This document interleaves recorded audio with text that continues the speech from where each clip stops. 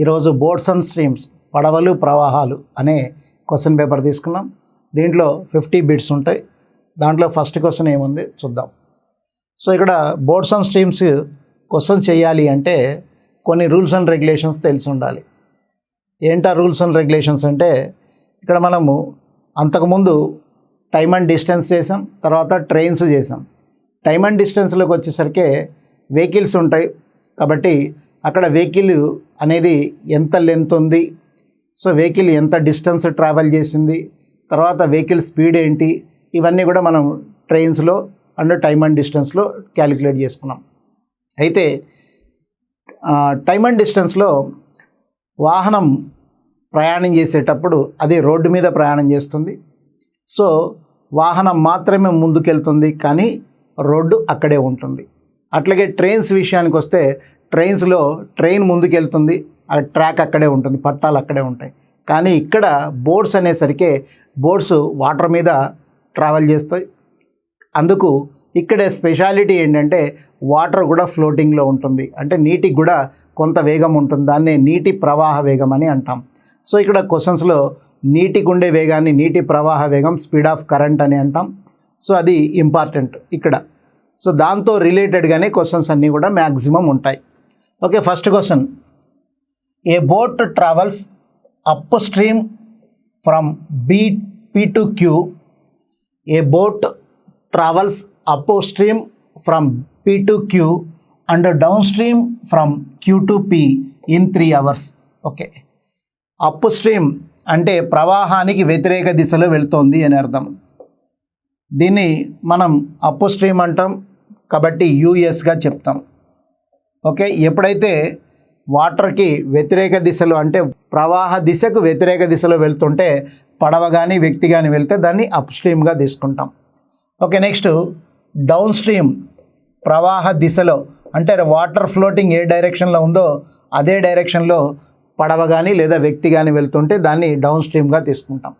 Okay right.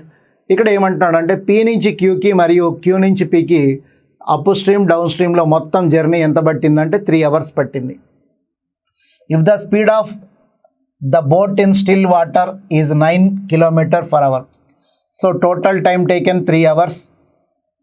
And ఇక్కడ down stream కానీ up stream కానీ ఏది ఇచ్చినా కూడా దీంట్లో మెయిన్ ఇంపార్టెంట్ ఏంటంటే 2 స్పీడ్స్ యాడ్ అయ్యి ఉంటాయి. అన్ని స్పీడ్సే, బట్ ఇక్కడ 2 స్పీడ్స్ యాడ్ అయ్యి ఉంటాయి. ఏంటది చూడండి.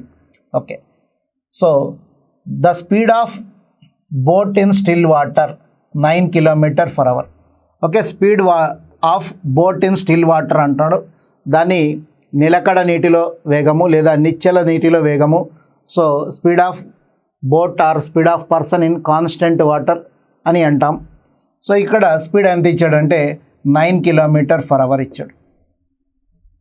సో దాంతోపాటుగా వాటర్ కూడా కొంత వేగంతో వెళ్తుందని చెప్పుకున్నాం కాబట్టి దానికి కూడా స్పీడ్ ఉంటుంది.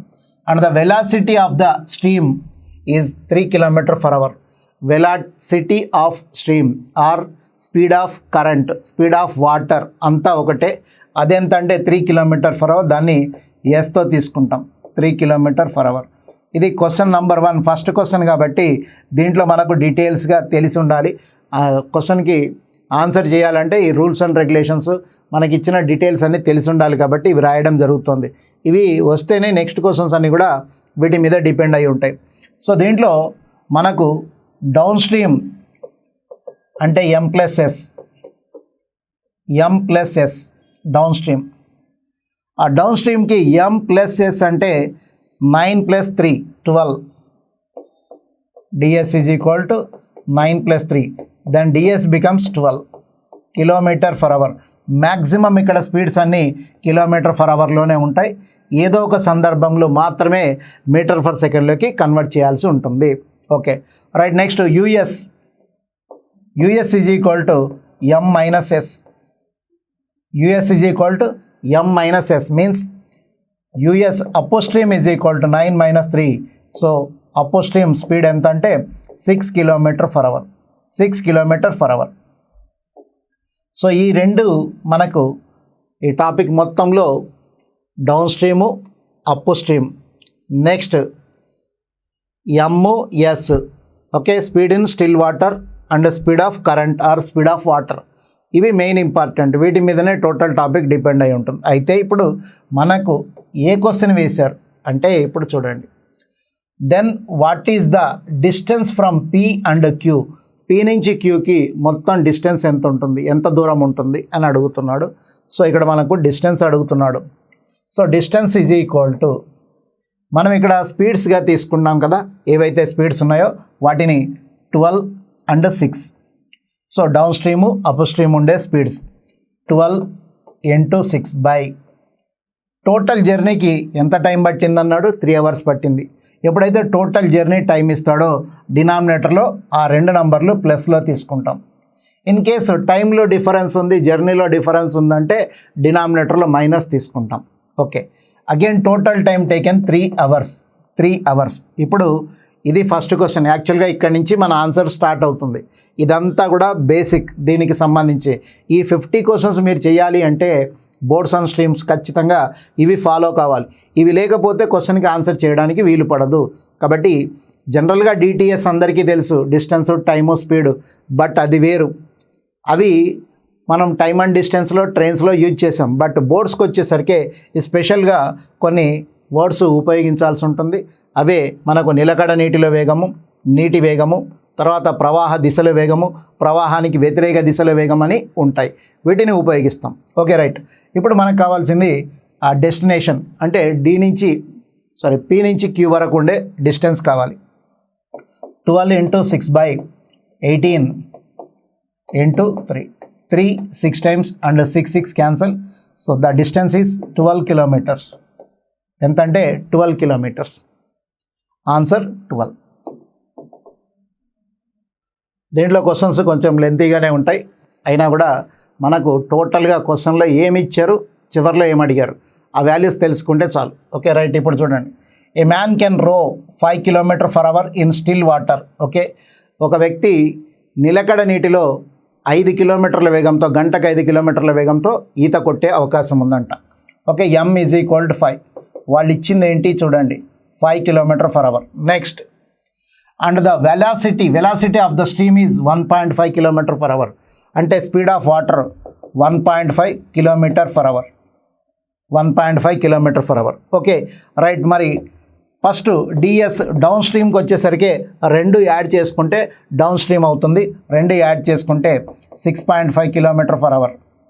నెక్స్ట్ అప్ స్ట్రీమ్కి వచ్చేసరికి 2 సబ్ట్రాక్ట్ చేసుకుంటాం. ఇచ్చిన 2 విలువలు కలిపితే వచ్చేది డిఎస్, తీసేస్తే వచ్చేది యుఎస్. ఓకే, 5లో 1.5 తీసేస్తే 3.5 km/h. సో ఈ 2 వాల్యూస్ మనకు వచ్చేసినాయి. ఇక నెక్స్ట్ వాళ్ళ క్వశ్చన్ ఏమి అడిగినా ఆన్సర్ చేసే అవకాశం ఉంటుంది. ఏమి ఇచ్చారో చూద్దాం. He takes an hour when he travels upstream to place and back again to the starting point. He takes an hour when he travels upstream to a place and back again to the starting point. So ఇతను ఏం చేశాడంటే ఎక్కడి నుంచి ప్రారంభించాడో అక్కడి నుంచి up స్ట్రీమ్లో వెళ్ళి మళ్ళీ మళ్ళీ సేమ్ పొజిషన్ కంటే ఇనిషియల్ పాయింట్కి వచ్చేసాడు. అట్లా రావడానికి అతనికి పట్టిన టైం ఎంత అంటే 1 hour పట్టింది. Okay, how far is the place from the starting point. So అతని ప్రారంభ స్థానం నుండి అతను ఎంత దూరం వెళ్ళి వచ్చాడు అనేది క్వశ్చన్ అడుగుతున్నాడు. ఓకే, సో ప్రారంభ స్థానం నుండి ఆ ప్రదేశం ఎంత దూరంలో ఉంటుంది, అతను వెళ్ళిన ప్రదేశం ఎంత దూరంలో ఉంటుంది అన్నాడు. Okay, distance is equal to first 6.5 × 3.5 by 6.5 plus 3.5 into 1 hour. కాబట్టి టైం ప్లేస్లో 1 hour, 1 వేయాల్సిన పని లేదు, ఎందుకంటే 1 కాకుండా వేరే నెంబర్ ఉంటే ఖచ్చితంగా తీసుకోవాలి. 1తో మల్టిప్లై చేస్తే సేమ్ మళ్ళీ అదే వాల్యూ వస్తుంది. కాబట్టి 1 అనేది మెన్షన్ చేయాల్సిన అవసరం ఉండదు. కానీ టీ ప్లేస్లో ఏం రాసుకోవాలంటే టీ ప్లేస్లో 1 రాసుకోవాలి. ఎందుకు? 1 hour టైం అని అన్నాడు, 1 hour టైం అని అన్నాడు కాబట్టి. ఓకే, నెక్స్ట్ 6.5 × 3.5 బై క్రింద యాడ్ చేసుకుంటే ఎంత అవుతుంది? 10 అవుతుంది. Okay, so 35 5 175, 17 balance, 35 6 210, 210 plus 17 227 by 10 అనేది డినామినేటర్లో ఉంది కాబట్టి అందులో ఒక డిజిట్ మూవ్ చేసుకోండి. ఎందుకంటే 10లో 0 ఉంది కాబట్టి ఒక డిజిట్ మూవ్ చేసుకుంటే మనకు 227.5 కిలోమీటర్స్ డిస్టెన్స్ అవుతుంది. అతను చేరుకున్న డిస్టెన్స్ ఎంత అంటే మనకు 2.275 కిలోమీటర్స్ అన్నాడు. So right, very good. ఇక్కడ డెసిమల్ తర్వాత ఒక డిజిట్ మూవ్ చేసాం. ఆల్రెడీ క్వశ్చన్లో మనకు 6.5, 3.5 ఇక్కడ 2 డెసిమల్స్ ఉన్నాయి కాబట్టి ఆ 2 డెసిమల్స్ కూడా మనం మూవ్ చేసుకుంటే మన ఆన్సర్ ఏమవుతుంది 2.275. ఇక్కడ బై 10 ఉంది కాబట్టి ఒక డిజిట్ మూవ్ చేసాం. అగైన్ ఇక్కడ డెసిమల్లో 6.5కి మనకు డెసిమల్ ఉంది, 3.5కి కూడా డెసిమల్ ఉంది కాబట్టి 2 డెసిమల్స్ మనం జరిపేసుకుంటే మనకు వచ్చేసి 2.275 అనేది ఆన్సర్ అవుతుంది. Option 4. A motor boat vent down the river from A motor boat vent down the river for 14 kilometers and then up the river for 9 kilometers. It took a total time 5 hours. దానికి మొత్తం ఎంత time పట్టిందంటే 5 hours పట్టింది. For the entire journey, మొత్తం వెళ్ళి రావడానికి లేదా మొత్తం ప్రయాణానికి 5 గంటల సమయం పట్టింది. Find the speed of the river, flow it the speed of the boat in still water is 5 km/h. అక్కడ నిలకడ నీటిలో వేగం 5 km/h ఉంటే సో నీటి వేగం ఎంత, ప్రవాహ వేగం ఎంత అని అడుగుతున్నాడు. నీటి వేగం. సో ఇప్పుడు మనకు కావాల్సింది నీటి వేగం. మనకు కావాల్సింది నీటి వేగం. డౌన్లో ఎన్ని కిలోమీటర్స్ వెళ్ళిందంటే 14 kilometers, అప్పులో 9 kilometers వెళ్ళడం జరిగింది. రైట్. సో మనకు ds is equal to m plus s. దీంట్లో మనకు s అనేది తెలియదు, కనుక్కోవాలి. m వాల్యూ ఎంత అంటే మనకు స్టిల్ వాటర్ స్పీడ్ ఎంత అంటే still water speed 5 km/h. So ds is equal to m అంటే 5, s అనేది మనకు తెలియదు కాబట్టి సమ్ x అనే అనుకుందాం. నెక్స్ట్ అప్ స్ట్రీమ్లో m-s, అప్ స్ట్రీమ్కి వచ్చేసరికి m-s, అప్ స్ట్రీమ్లో m అనేది 5, సో s అనేది మనం xగా తీసుకున్నాం కాబట్టి ఇది 5 - x అవుతుంది. రైట్. ఇప్పుడు మన క్వశ్చన్లోకి వచ్చేద్దాం. ఏమి ఇచ్చాడు? 14 kilometers వెళ్ళింది, అయితే అక్కడ 5 + x. నెక్స్ట్ 9 kilometers వెళ్ళింది అప్ స్ట్రీమ్లో, ఇది ds డౌన్లో, ఇది us అప్పులో. సో ఇక్కడ 5 - x. సో మరి ఇక్కడ ఏమంటున్నాడంటే వెళ్ళి రావడానికి పట్టిన మొత్తం సమయం ఎంత, టోటల్ టైం ఎంత పట్టింది 5 hours, మొత్తం 5 గంటల సమయం పట్టింది. అయితే మనకు కావాల్సింది ఏంటి, దీంట్లో ఎక్స్ వాల్యూ కావాలి. ఎక్స్ వాల్యూ అంటే ఎక్స్ అనేది మనం ఏమనుకున్నాం, స్పీడ్ ఆఫ్ వాటర్.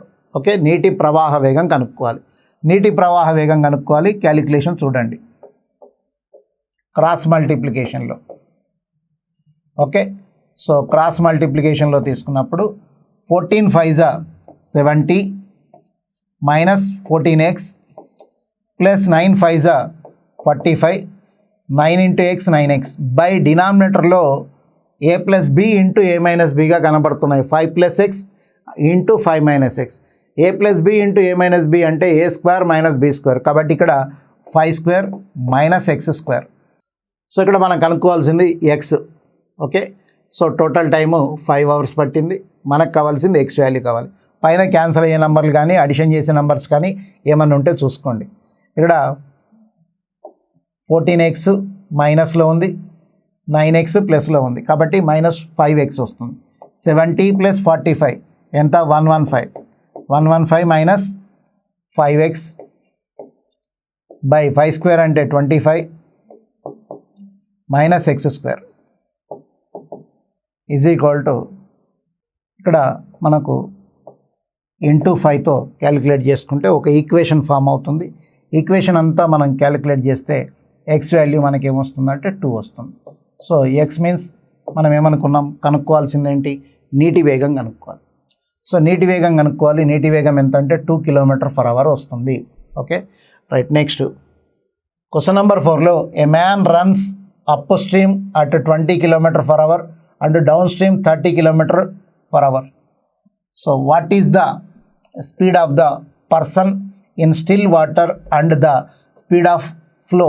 ఓకే, ఇక్కడ నీటి ప్రవాహ వేగము మరియు నిలకడ నీటిల వేగం రెండు అడుగుతున్నాడు.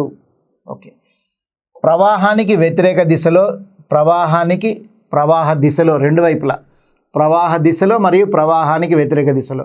ఎప్పుడైనా గమనించండి, క్వశ్చన్ చూసినప్పుడు ప్రవాహానికి వ్యతిరేక దిశలో వేగం తక్కువగా ఉంటుంది. ఓకే, అప్ స్ట్రీమ్లో వేగం తక్కువగా ఉంటుంది, అంటే స్పీడ్ తక్కువగా ఉంటుంది. అదే డౌన్ స్ట్రీమ్కి వచ్చినప్పుడు స్పీడ్ ఎక్కువగా ఉంటుంది. ఓకే, నీటి ప్రవాహ దిశలో వేగం ఎక్కువగా ఉంటుంది, ప్రవాహానికి వ్యతిరేక దిశలో వేగం తక్కువగా ఉంటుంది. ఓకే, ఒక వ్యక్తి ప్రవాహానికి ఎదురుగా అంటే ప్రవాహానికి వ్యతిరేక దిశలో 20 km/h మరియు ప్రవాహ దిశలో 30 km/h వేగాలతో అతను వెళ్ళడం జరిగింది. అయినా నిలకడ నీటిలో ఆ వ్యక్తి వేగము మరియు ప్రవాహ దిశలో వేగం ఎంత? ఓకే, సో ఇక్కడ ప్రవాహానికి వ్యతిరేక దిశ, ప్రవాహ దిశ అంటే ds, అక్కడ మనం m+s రెండు కలిపి తీసుకుంటాం. అదే వ్యతిరేక దిశ అంటే m-s రెండు సబ్ట్రాక్ట్ చేసి తీసుకుంటాం. ఇక్కడ మనకు కావాల్సింది, సో ఇది ఎంత వచ్చింది అంటే downward stream 30 km/h. Okay, so maximum అన్ని km/hలోనే ఉంటాయని చెప్పాను కాబట్టి దానికి ఇక్కడ 30 km/h. నెక్స్ట్ అప్ స్ట్రీమ్లో స్పీడ్ ఎంత ఉందంటే 20 km/h. అప్ స్ట్రీమ్లో స్పీడ్ 20 km/h. ఇక్కడ ఈ రెండు నంబర్లు కలిపితే 30 రావాలి, ఈ రెండు నంబర్లు సబ్ట్రాక్ట్ చేస్తే మనకు 20 రావాలి. So through option, first option చూడండి, 25 + 5 ఎంత? 30. 25 + 5, 25 - 5 20. కాబట్టి ఆటోమేటిక్గా మనకు m అంటే స్టిల్ వాటర్ స్పీడ్ 25, s అంటే water speed 5. So answer first option. So question number 5లో ఇక్కడ మనం గమనించాల్సింది ఏంటంటే, మనకు ఒక పడవ P నుండి Q వరకు ప్రవాహం వెంట మరియు Q నుండి P వరకు ప్రవాహానికి వ్యతిరేకంగా 3 గంటల్లో ప్రయాణం చేసినట్టుగా చెప్పాడు. బాగానే ఉంది ఇదంతా. Okay right. నెక్స్ట్ మనకు నిశ్చల నీటిలో అంటే నిలకడ నీటిలో వేగము 4 km/h అని ఇచ్చాడు. అయితే చివరిగా ఏమడిగాడు? P నుంచి Qకి ఉండే దూరం, distance between P and Q అంటున్నాడు, అంతే. Okay, a boat travels from P and Q along the stream and from Q to P against the stream in 3 hours. Okay, ఇక్కడ ఒక పడవ ప్రవాహానికి వ్యతిరేక దిశలో P నుంచి Q వరకు మరియు తర్వాత రిటర్న్లో Q నుండి Pకి ప్రవాహ దిశలో ప్రయాణం చేసింది. ఓకే, వెళ్ళేటప్పుడు ప్రవాహ దిశ, వచ్చేటప్పుడు ప్రవాహానికి వ్యతిరేక దిశలో ప్రయాణం చేసింది. మొత్తం 3 గంటలు ప్రయాణం పట్టింది. If the boat in still water is 4 km/h, ఇక్కడ నిలకడ నీటిలో వేగము 4 km/h, then what is the distance between P and Q అన్నాడు. అయితే మనకు టోటల్ టైం ఒక్కటే ఇచ్చాడు. ఇక్కడ మనం గమనించినట్లయితే టోటల్ టైం ఎంత? 3 hours పట్టింది. దాంతోపాటు ఒక m అనేది ఇచ్చాడు, అంటే టోటల్ టైం ఇచ్చాడు.